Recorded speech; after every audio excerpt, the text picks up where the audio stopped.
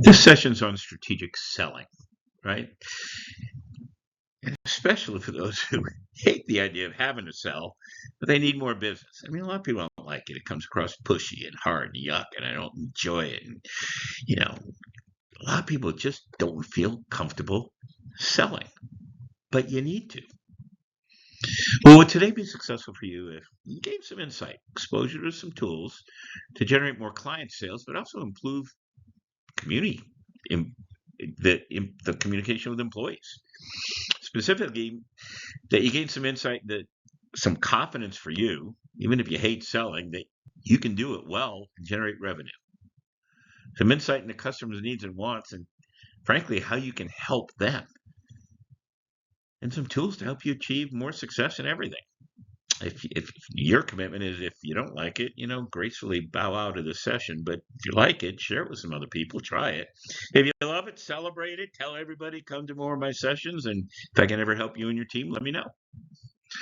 We just had important lesson number 1. Define expectations and value for them up front. Start meetings, whether they're informal or formal. Think about formal meetings. What's the reality?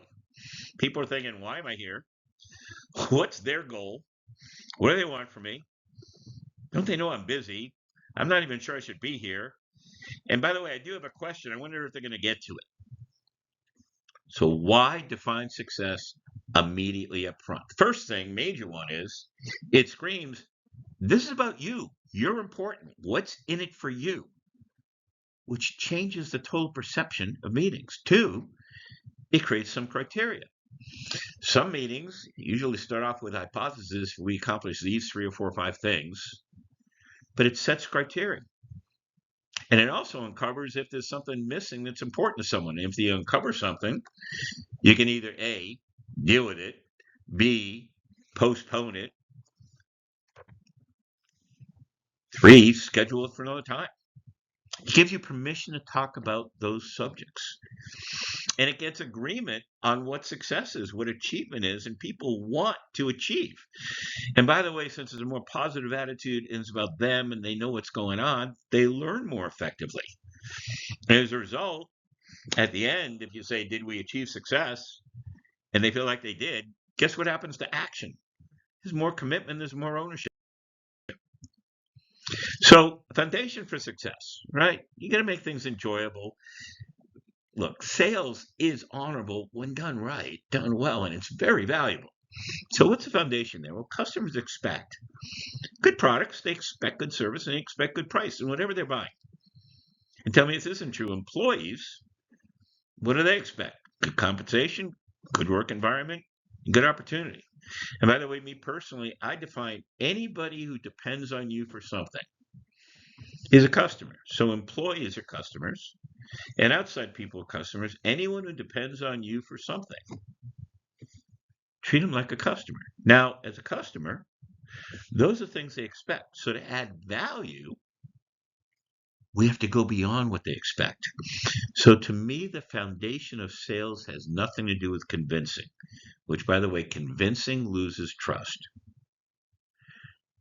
The key to great selling is just helping people by understanding what their needs are, what they want. And if you think you can help them better than their other options, share and educate why to help them gain that insight. And if you can't, tell them where they might be better off.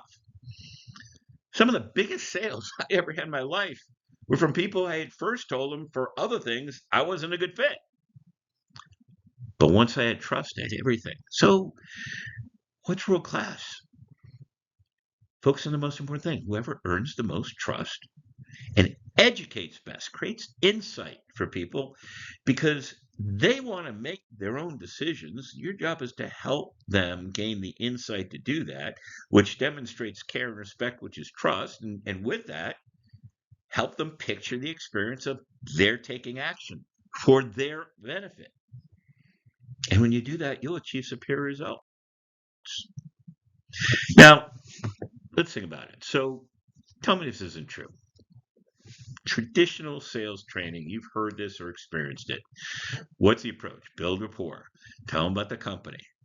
Tell them the features and benefits of your products and services. Try to convince them to buy. Overcome their objections. Try to close. Overcome their latest objections. Try to close again. And never stop closing. And to do this well, what does it require? Memorizing, controlling, manipulating, embellishing, all sorts of things a lot of us don't want to do, hate to do, don't feel good about doing. And by the way, you don't have to do it. You don't need to do it. Be a great educator. So let's go back to some fundamentals. It's relationships.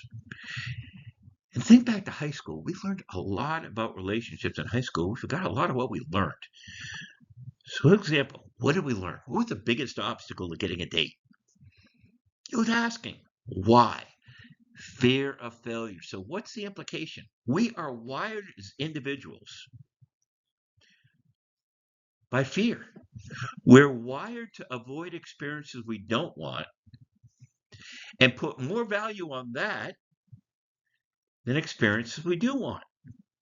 The implication is our job is to help people and help their people they're trying to help. What did we learn in relationships? Back then, what did you talk about? Well, we talked about generally what we know best, which is ourselves. The reality is, who cares? Comes across as bragging. Instead, identify and educate what's important to them and what are they trying to avoid or gain. Learn about them. It's a paradigm shift. It's asking questions and making sure that the answers to the questions, which initially get facts, you follow up to understand the why. And that earns trust, because trust is two key parts of the recipe: that you care and respect. And people feel they're cared for and respected when it's about them and it's helping them, not convincing them. So ask a lot of questions, which is how you find the gold, what's really important to them. And here's what's fascinating about questions. The more questions you ask, when they run out of facts, you know what's left? The emotional experience they want to avoid or gain. So trust is strategic. And people tend to remember the unexpected. So success approach is to demonstrate interest in them, that you care about them, that you respect them. ID what's important to them. And how do you do that? Well, your questions deal with, there's only 5 causes of anything good or bad to happen. So ask your questions around the only things that cause anything good or bad to happen. Who was involved? What happened? When it happened? Where it happened? And how it happened. But what creates the insight is then the answer to those facts, the why, and explore the situation. And explore the situation versus a problem, because when you assume a problem, you've already narrowed your perspective. Understand the situation. The value is in the why, it's in the insight. And keep going. Continue to build healthy relationships. Act. Help people experience what's in it for them. Help them shape their opinions, not overload them with facts. Facts only support their opinions. Most decisions are made on opinions. So what did they hear, and what opinions are important to them to make decisions? So insight.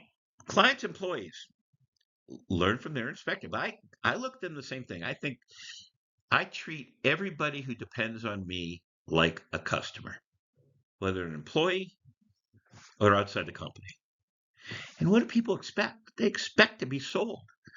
Their perception is initially you're trying to convince them. And the basis is they think it's you're interested in what's good for you. And the reality is initially they don't trust you.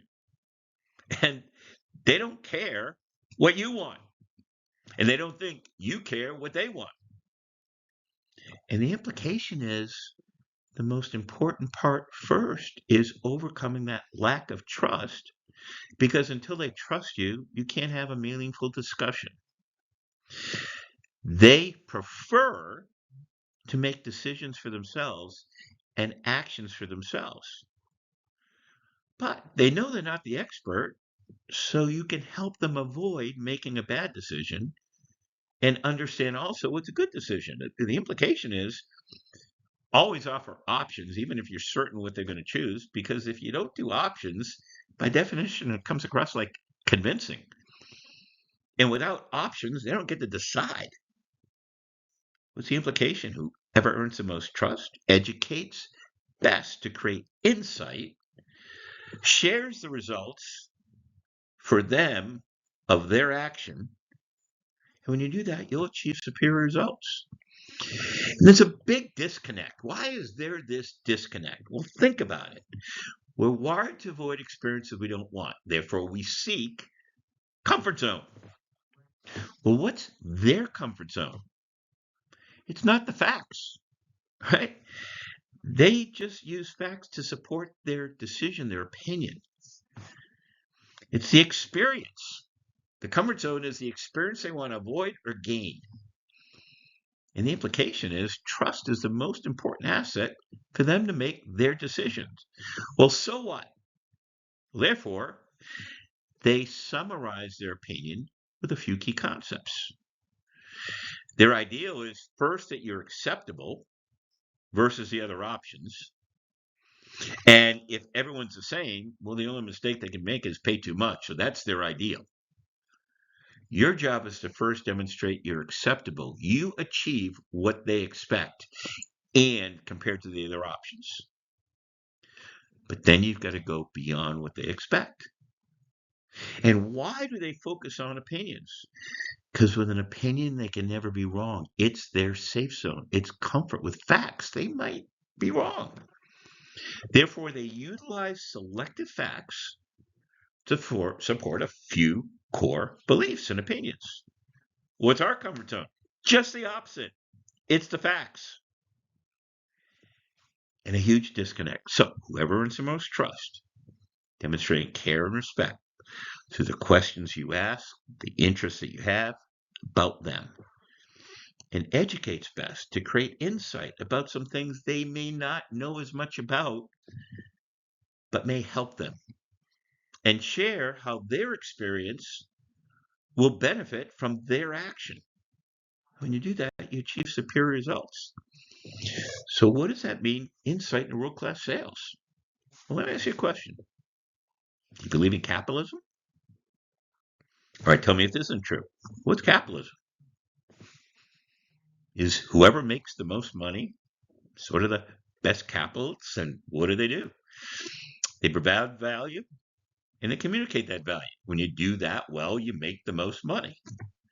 So tell me if this isn't true. If we look at the most successful capitalists, just copy them, copy their approach, copy the way they use language, copy their attitude. If we do that versus the stereotype of what sales is, won't we likely be more successful? Well, I got an insight for you. Who are the most successful capitalists? Doctors, lawyers, and accountants. And by the way, they don't think of themselves as salespeople, and they're awesome salespeople at communicating value and providing value. Well, let's take a doctor, for example, right? You walk in the waiting room. What's your experience? It's comfortable. What's the result? Strategic, trust. File cabinets. Almost every industry hides them. Doctor's office. They're right there in front of you. Careful coding. Trust. What's on the walls? They don't need those things on the walls. Trust. If they went to diagnose you right away, which is what we generally try to do, we want to find the problem and then the solution. If they went and diagnosed you right away, would you trust them? No. Can they do it? Yeah, it's called a veterinarian. They bombard you with questions initially. Trust. Their approach is all about questions. And what do they do with the questions? They capture the information. They take notes. They confirm you're important. They're listening. What they've shared. You care. It's trust. They focus on value And the value is helping understand a problem or a risk you have and how they can help solve it. They're focused on identifying the experience, the why, so they can help you.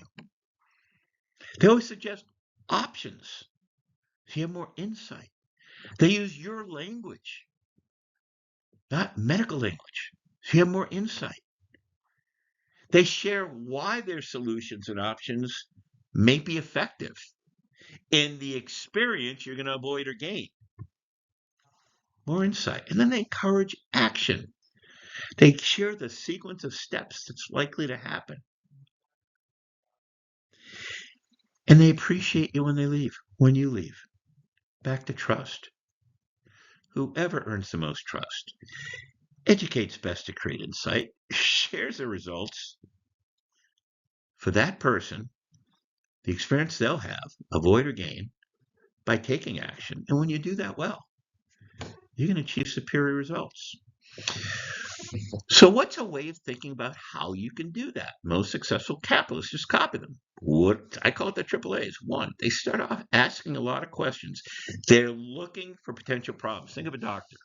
Is anything bothering you? No. Do they give up? No. They ask a lot more. Well, do you have this? Have you had that? If you had trouble sleeping? Have you had any coughing? They have a whole list of potential problems. And if you're super healthy and you say no to all problems, what's the next set they look for? Risks. Well, have you had any uncles that had this? Mothers have had this. Brothers had this. The point is they know they can't add value until they find either risks or problems they can help solve. And once they find them, give you an example. If I said, doctor, yeah, my knee's bothering me, and they explore the knee, what's a good doctor do that? Well, Dave, how does it affect your life? I probably say, well, it affects my life because I can't play with the grandchildren the way I like to play with them. Oh, tell me about the grandchildren. Well, they're this age and that age, and I throw a lacrosse ball with them, and this time of year I kick soccer balls with them this time of year, and I go skiing with them this time of year. All right. What's the second phase? Once they understand the potential problems or risks or combination, second is they assure you. Step one, here's what I think I heard. What did I miss? What does that do? Creates trust. Step two, I promise I think I can help you. I'm going to get you playing with those grandkids. So you're not just sitting and watching. Insight. So here's some options. The how and why, the actions that are available to me to choose. Even if he's certain or she's certain which one I'm going to choose. But I get to decide. And then the proof. Okay, so here are the actions, step by step in the process on why I think this will work for you. It's trust.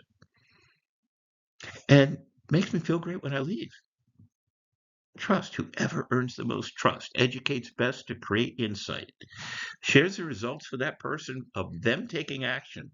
The experience will help them avoid and gain. When you do that well, you get superior results. One of the greatest things that happened in my career, I was under age 30.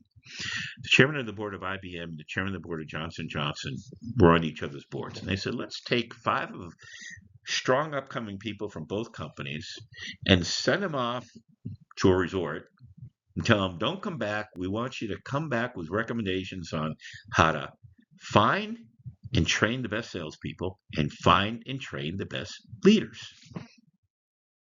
First, we thought this was crazy. What? I mean, at the time I was running oral care products and wound care products. We had another person doing OB tampons within Johnson & Johnson. We had another person doing Tylenol. From IBM, we had a typewriter person, which dates this, a computer person, a software person. But we did a bunch of studying.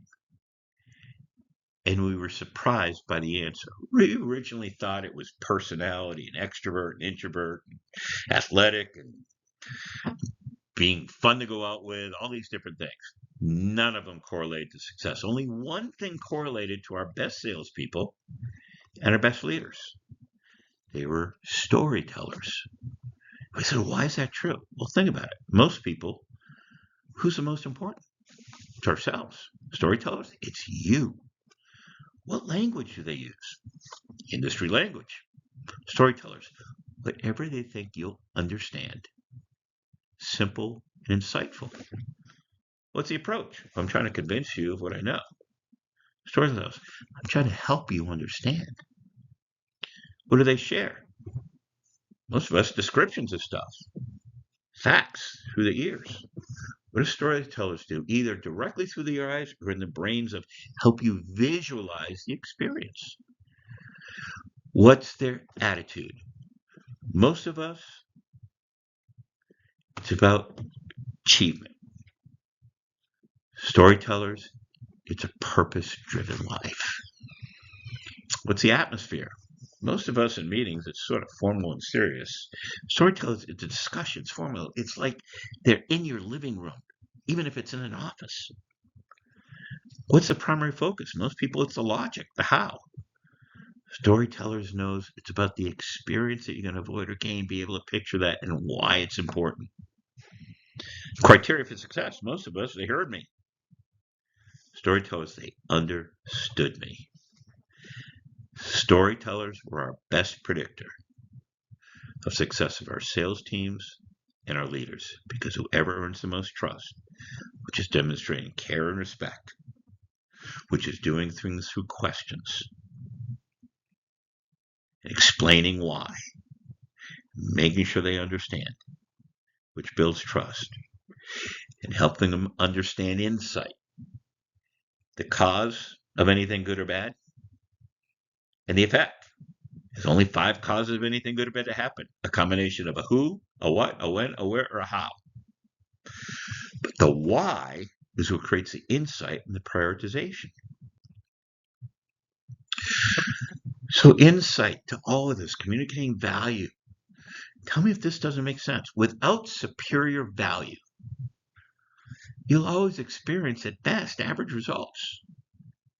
If people don't understand your differences, not just what's good about you, but your differences versus the other options, they'll usually act based on price. Confidence in value begins and ends with their perception of your trustworthiness. People want help deciding, but they don't want to be convinced. But that's not what they expect is going to happen. Make that happen. And when you do that, you build an army of people recommending you. That's the key to good versus great.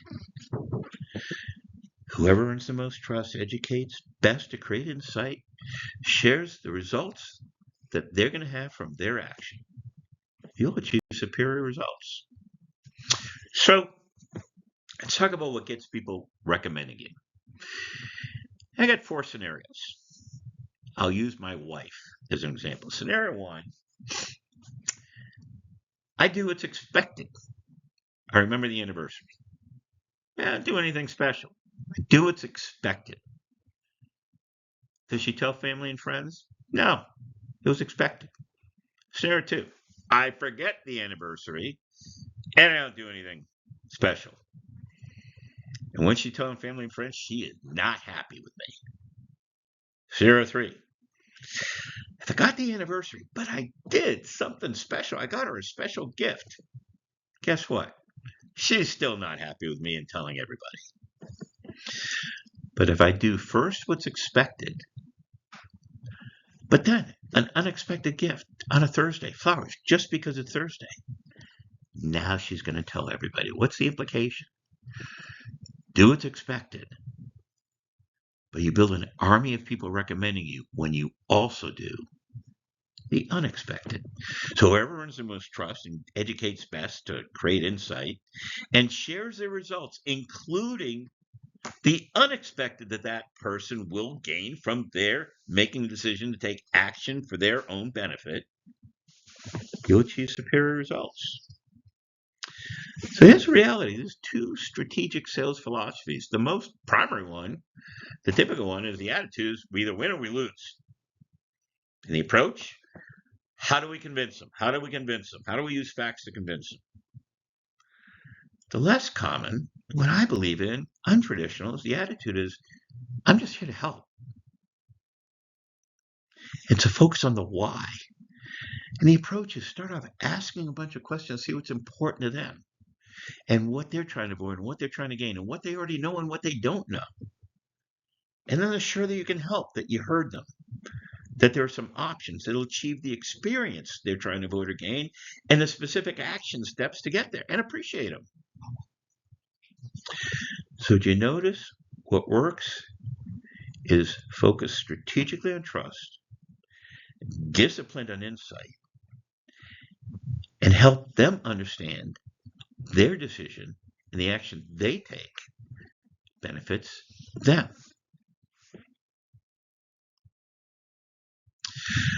So think about this as a concept. When the customer or employee understands and admits, that means it's a conversation, trust, the primary potential problems and risks and experiences, their insight, in their decision, and then recognize what you do differently, value, than their other options, to help eliminate or reduce those problems and risks and enjoy gain. And that way they'll have the confidence to decide based on when it's in it for them to act. Academic research proves, world-class companies have proven, if gain is uncertain, we're wired to avoid risk. If risk is absolutely certain, we're wired to seek gain. But the implication is most decisions are first uncertain. So focus on how you can help people overcome risk better than their other options. So what's the truth about value? Well, if you're only acceptable, not different, you're a commodity. You're an acceptable commodity. And when you're a commodity, success is only if you're the lowest cost. And low cost and maintaining that long term is pretty rare. So what's it there for? It's easier to differentiate versus other options by communicating value better than the other options on how they can, by using one of your options, avoid experiences they don't want and gain ones they do want.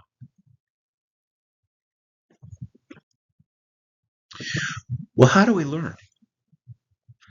Well, people tend to remember 10% what they read, 20% what they hear, 30% what they see, 50% what they see and hear, 70% what they discuss, and 80% of what they experience. And notice I keep going to the word experience. It's not the facts. It's the opinion that results from their opinion of what experience they're likely going to avoid or gain. And how do you get it? You ask a lot of questions versus telling. You engage them. You share insight, the why, what to expect to be acceptable, and then demonstrate your value, your differences versus other options. And then what's in it for you, the experience that you'll avoid or gain. So I call this my why model. I use this for anything involving people so that I'm thinking of communication always strategically. I got to build trust, I got to have an insight for them and me. I got to drive action. That's leadership. That's internal, that's external. That's employees, that's customers. Trust is your most important asset. Do it strategically. What's the recipe? That they believe and know that you respect and care for them. And we know from early in our lives, if people don't explain why, it's like the 5-year-old. If you tell them what to do and you don't share why, that's not demonstrating respect. They're not likely to do what you ask them. Respect and care is you're helping them. You're trying to find their problems, their risks, what they know, what they don't know, and just trying to help them. That's care and respect. It's taking notes. It's demonstrating care and respect for them. The second is insight. You got to think chess, but only communicate checkers. And where's insight come from? It's cause and effect. There are only 5 things that cause anything good or bad to happen. Some combination of who is involved, what happened, when it happened, where it happened, and how it happened. So one of the biggest mistakes people make is they search for a problem. No. Look at problems and switch it to situations. What's a situation? And ask what options may there be in the who, the what, the when, the where, the how that's causing anything. And how do you know how important that cause is? The answer to why, which helps you prioritize your concepts and initiatives. Your role is to look at all the complexity, but your job with others is to make the complex simple and then drive action, primarily through helping other people see through the actions they take how to help them avoid experiences they don't want, that it's safe, and generate ones they do want, which is gain. And the drivers, for them, is what's in it for me, which means it's a safe choice and some gain versus my other options. Let me show you an exercise. Let's try this exercise. I'm going to put something up. I want you to first find the number 1, then find the number 2. I want you to do it in 60 seconds, and then we're going to see how far you got. Ready? Go. First find the number 1, then the number 2. We're going to count off 60 seconds here. See how far you can get. We're up to 15 seconds. We're up to 20 seconds.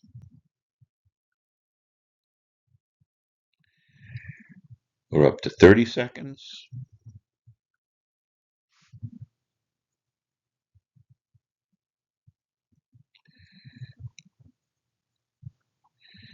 Up to 40 seconds.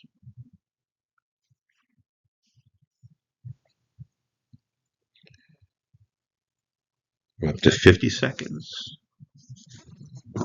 How far did you get? All right. Well, how far did you get? Typically when I do this, people generally get around 10. High might be 15 unless they've done this before. I've seen as low as 3 and 4. Don't be embarrassed by that. We're going to do it one more time. Number 1's in the top left corner. Number 2's in the next one. Number 3's in the next one. See how far you can get in a minute. And see if you can get to 48 inside 60 seconds. You know what my guess is? You will.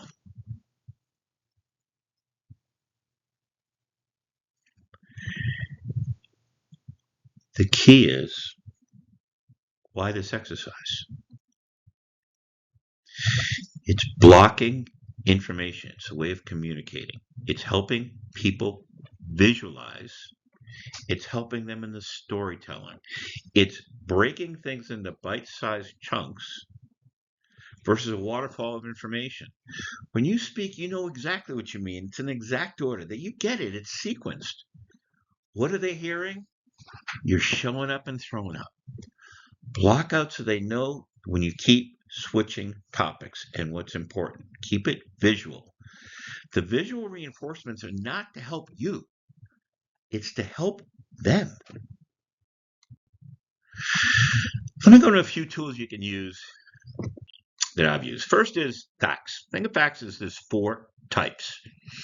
And make sure you and your team know which type you're dealing with. Gold are facts that are really important and they're accurate, but they're really important. And that's where you focus. The mistake is there's a ton more facts that happen to be accurate, but they're less important. And when you bring all those out too, you've created a fire hose and you drown out the important stuff. Or like a vampire, you suck the blood out of what's most important. Doesn't mean you ignore vampires. But in communicating checkers, you don't bring them up until it makes sense through questions someone asks. Keep it focused. You have brick walls or big walls. That's inaccurate information, but someone else believes it. You got to go around it. Don't try to tell them they're wrong. That hardly ever works. And the 4th type of facts are ghosts. Those are assumptions you need to make that are the glue that hold all the gold together. And there are 3 major reasons for assumptions. 1, there's no time to get the information, more facts. 2, if you can't get it, there's no way to get that fact. Or 3, it's too expensive to get it versus what you get if you had it. In a way of explaining things, in a way of answering things, try this tool. I've seen it work miracles with people. All right. When you share something, first say, here's context. Here's what did or can happen. The who, what, when, where, how. And what's needed. The who, what, when, where, how. And then say, so this is the action we took. This is the decision we made. 1, 2, 3. And the result of that action is it avoided this and it gained this. And the lesson we learned is the experience it taught me. But you literally say context, just like that chart with the numbers. Action, okay? We know we move from the situation to the action. Okay, we now go to the result. And you say, so the result was. And then you say, and the lesson we learned, the experience taught me. I call it Carl. So let me give you an example. Someone asked me, well, how and when did you become so purpose-driven, Dave? Well, let me share the context and the situation. I was in Kenya, in a city called Eldoret, and I was representing a philanthropist. In fact, he was the second biggest owner of roofing distribution in the country. It's called Bradco. Ended up selling to ABC. And I was at a campfire and having some beer with this guy, Kip Keino, who's one of the most famous Olympians in Africa. Well, the action, what happened? Well, Kip shared with me, Dave, you came in this world with nothing. You're going to leave this world with nothing. So your only real value is how you leave your family, your friends, and your community behind. Well, the result was life-changing.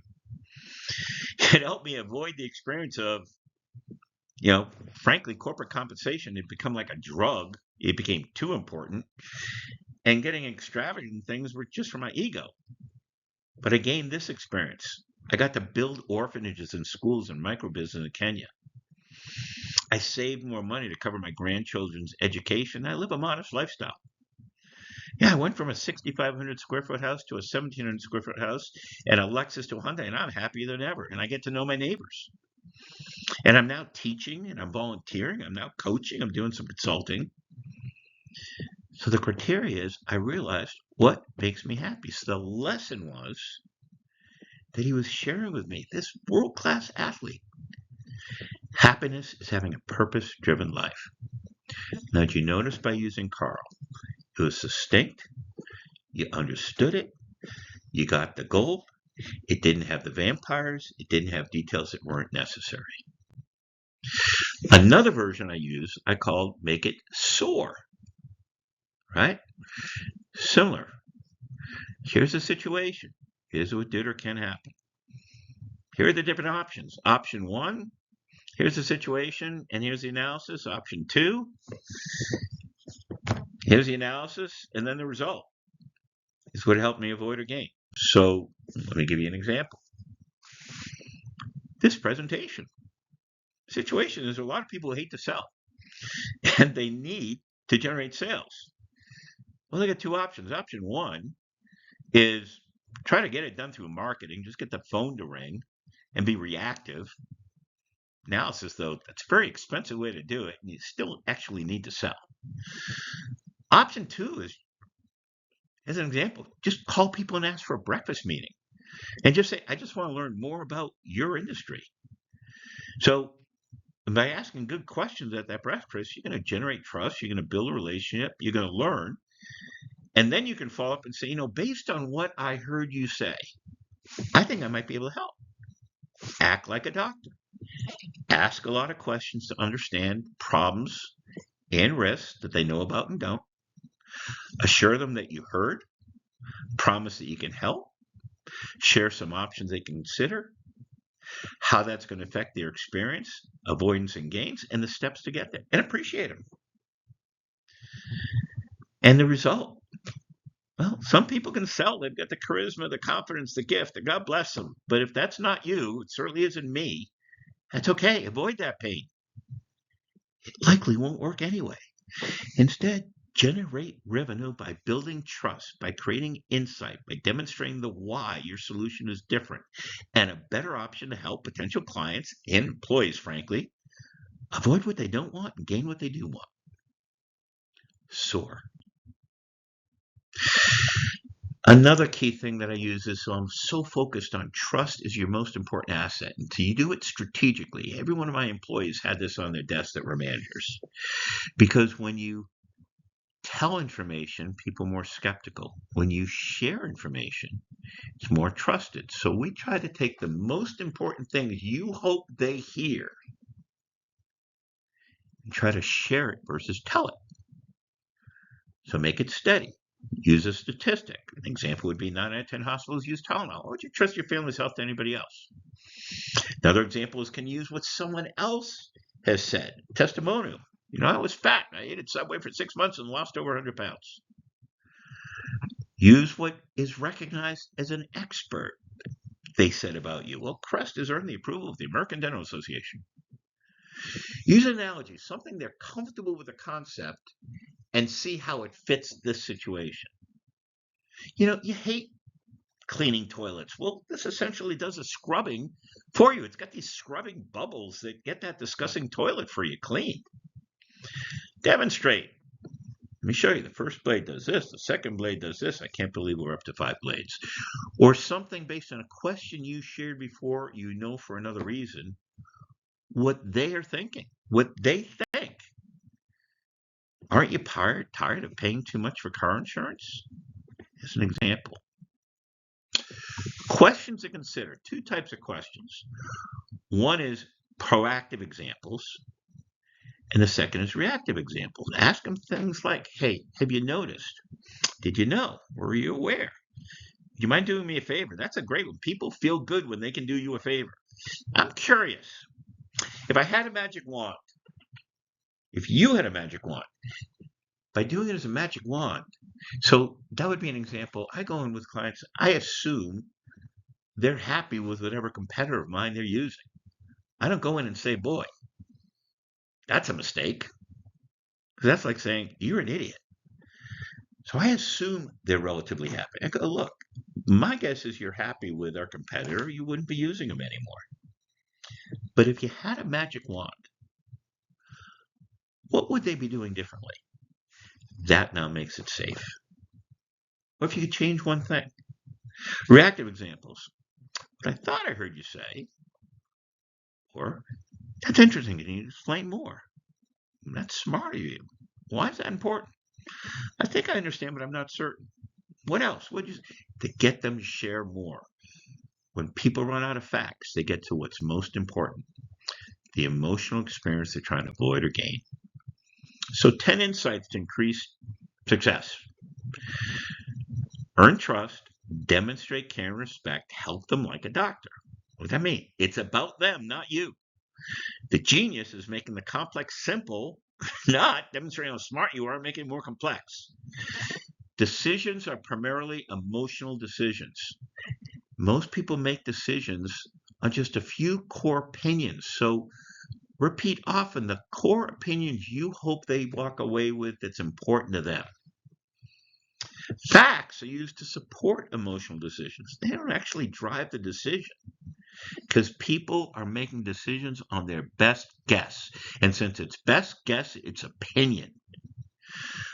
Value is witnessed by them when they know how you're different versus the other options. You got to point out differences, not just what you do.